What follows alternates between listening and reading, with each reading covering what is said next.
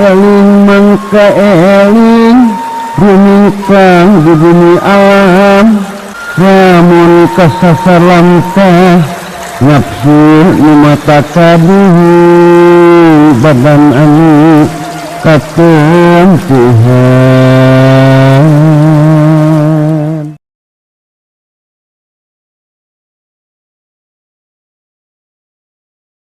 Wasjud waqtarib yang geura sujud jeung deketkeun diri anjeun ka Gusti Allah. Ari sujud eta mangrupakeun simbol, nyaeta simbol tina ketundukan tertinggi manusia ka Gusti Allah Subhanahu wa ta'ala. Praktekna lamun secara syariat nyaeta saperti sujud dina salat anu melibatkan 7 anggota badan, nyaeta tarang, 2 dampal leungeun, 2 tuur jeung 2 dampal suku. Taeta sujud secara syariat. Ayeuna lamun sujud secara hakikat kumaha?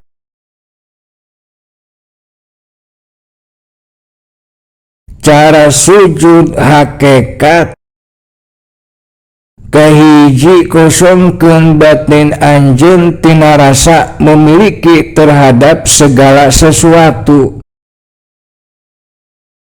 seperti ngarasa memiliki istri, ngarasa memiliki anak, ngarasa memiliki materi, ngarasa memiliki ilmu, ngarasa memiliki amal soleh, marasa memiliki pangabisa jeung sajabana. Hiruplah anjeun di dunya dengan kesadaran batin, di antarana nyaeta kesadaran lahu ma fis samawati wal ardi, bahwa saestuna segala sesuatu nu di langit jeung nu di bumi eta sadaya na milik Gusti Allah. Segala sesuatu nu aya di anjeun eta sadaya na hakikatna lain milik anjeun, tapi mangrupakeun amanat ti Gusti Allah, nyaeta sebagai sarana untuk melaksanakan tugas pengabdian ka Gusti Allah.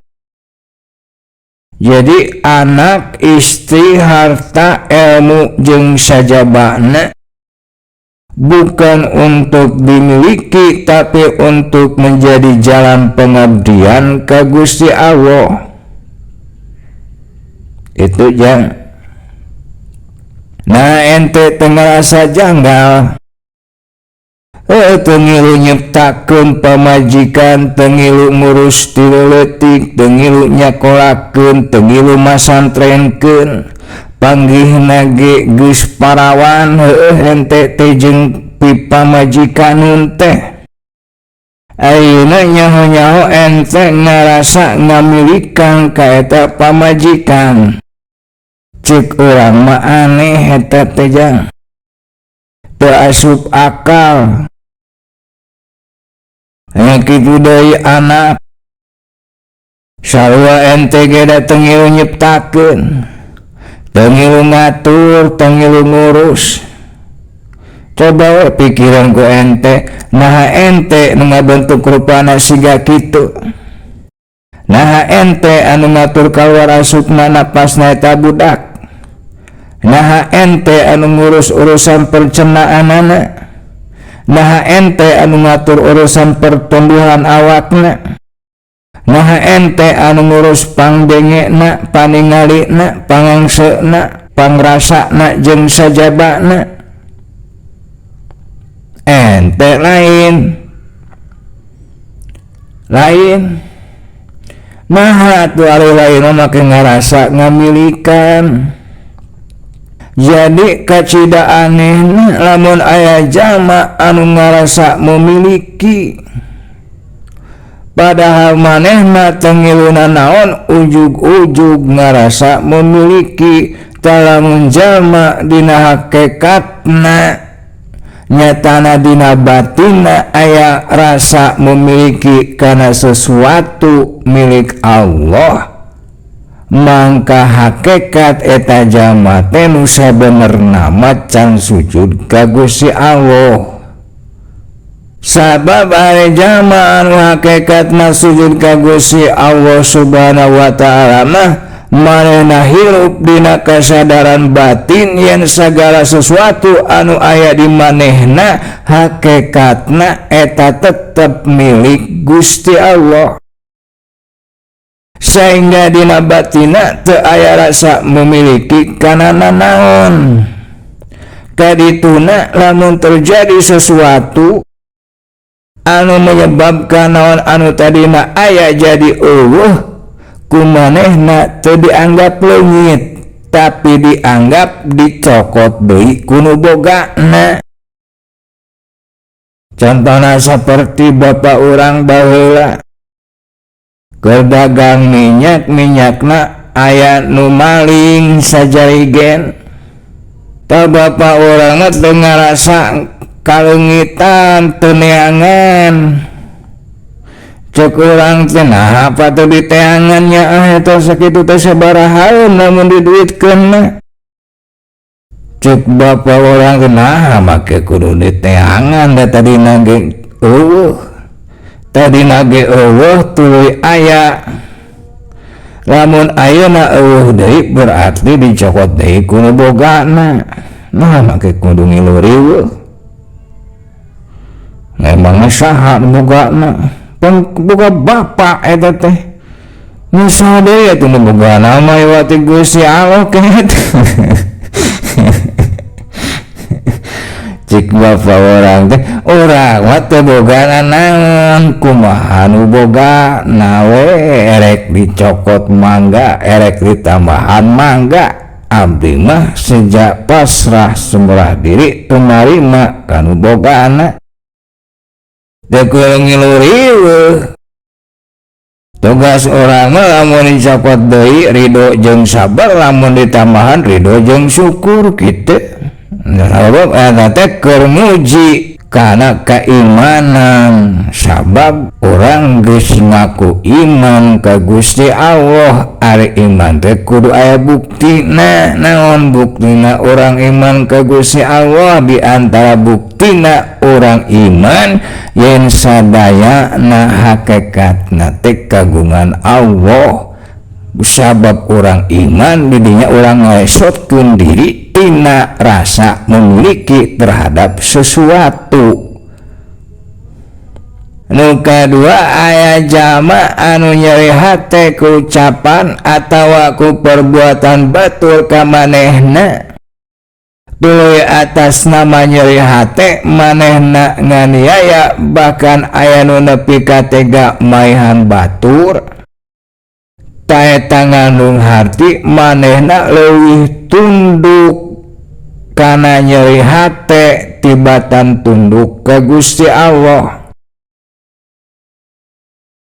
Aya oge jalma anu migawe hade ka batur tapi manehna kecewa ku alatan kahadeanana teu dibales ku batur ku kahadean deui. Tuluy atas nama kecewa manehna jadi embung deui migawe hade ka batur. Eta oge ngandung hati manehna leuwih tunduk kana rasa kecewa tibatan ka Gusti Allah.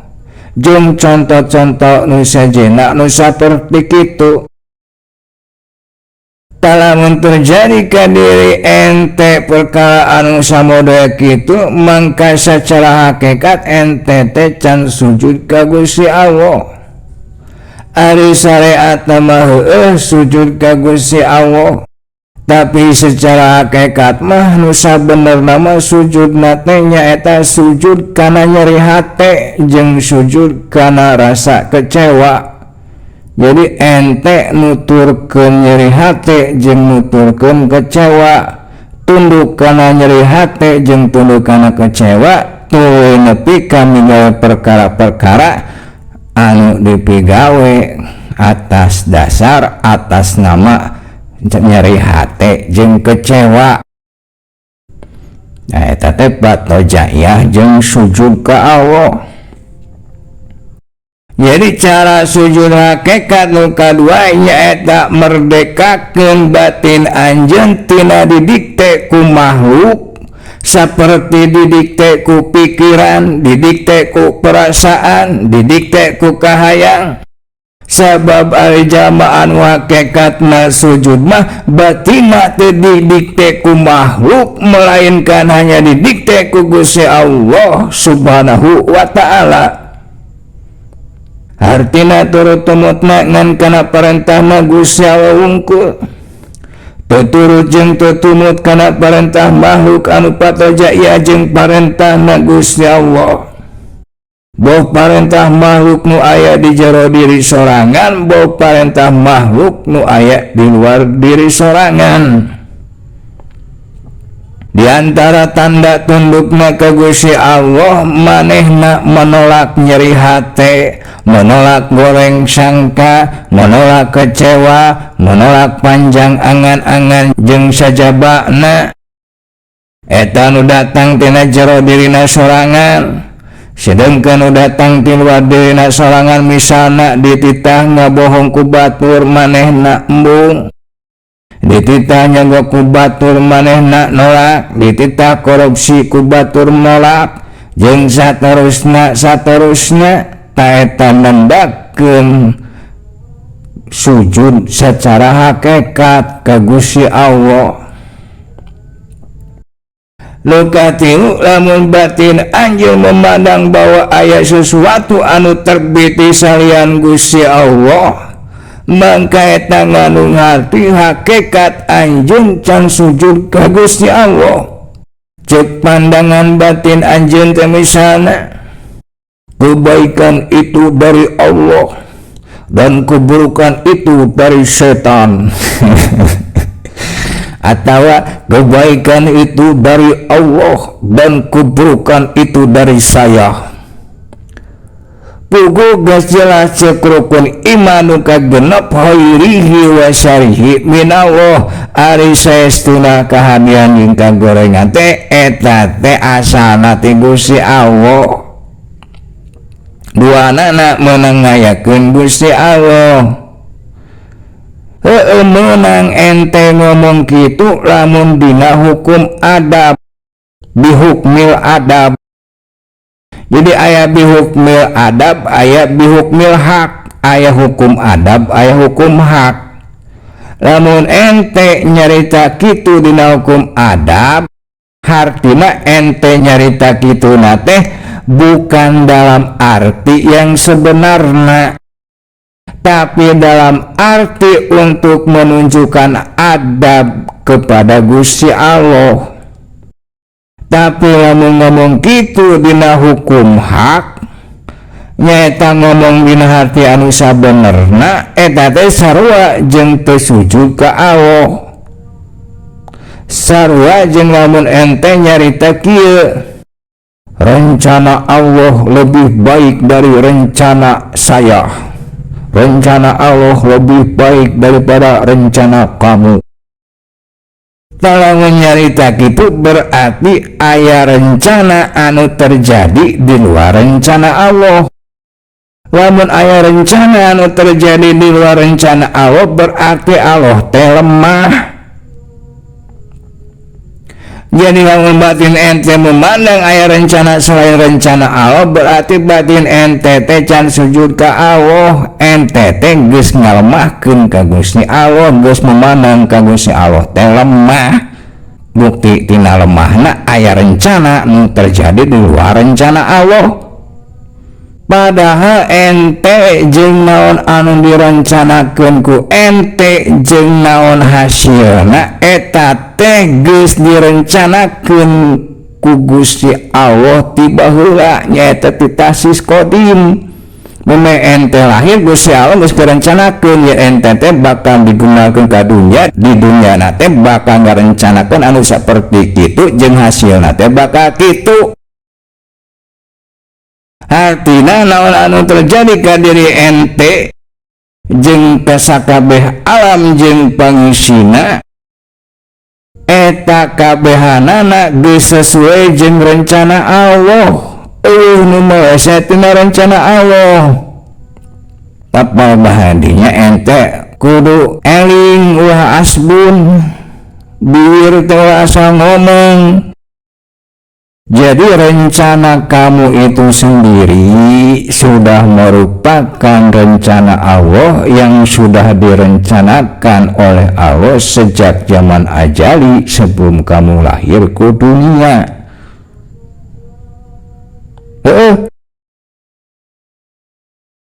Contohnya seperti perbuatan makhluk. Perbuatan makhluk itu bukan ciptaan makhluk. Perbuatan makhluk itu ciptaan Allah.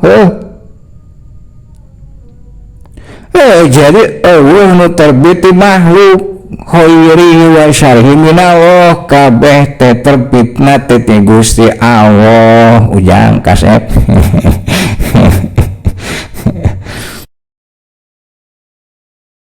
Luka opat zaman hakikatna sujud mah nganutna lain nganut kana kahayang, lain nganut kana hayalan, lain nganut kana angan-angan, tapi nganut kana takdir Gusti Allah. Cek takdir Gusti Allah aya pinter, aya bodoh, aya hade, aya goreng, aya untung, aya rugi, aya miskin, aya beunghar, aya nu sesuai jeung harapan ente, aya nu teu sesuai jeung harapan ente. Aya nu ente bisa, aya nu ente teu bisa. Aya nu di bawah kendali ente, aya nu di luar kendali ente, jeung saterusna eta teh takdir Gusti Allah. Naon artina? Artina lamun ente boga pamadegan kabeh kudu alus, kabeh kudu pinter, kabeh kudu beunghar, kabeh kudu untung, kabeh kudu sesuai jeung harapan ente. Tangandung harti pamadegan ente teh can sujud ka Allah.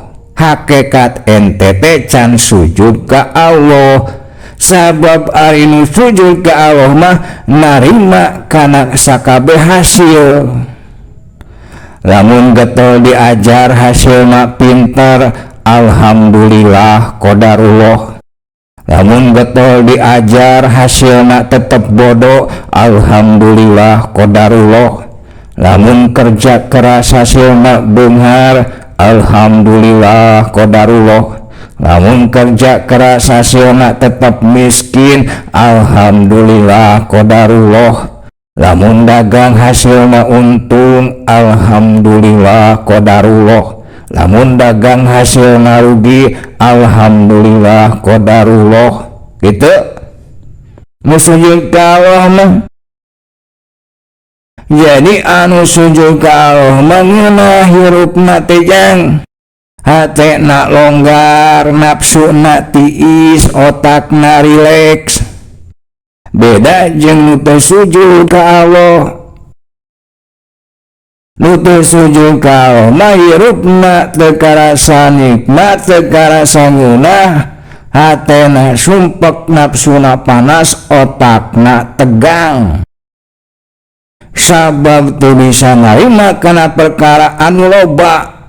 Nyaeta loba nu teu sesuai jeung pamadegan, nu teu sesuai jeung pangharepan, nu teu sesuai jeung kahayang.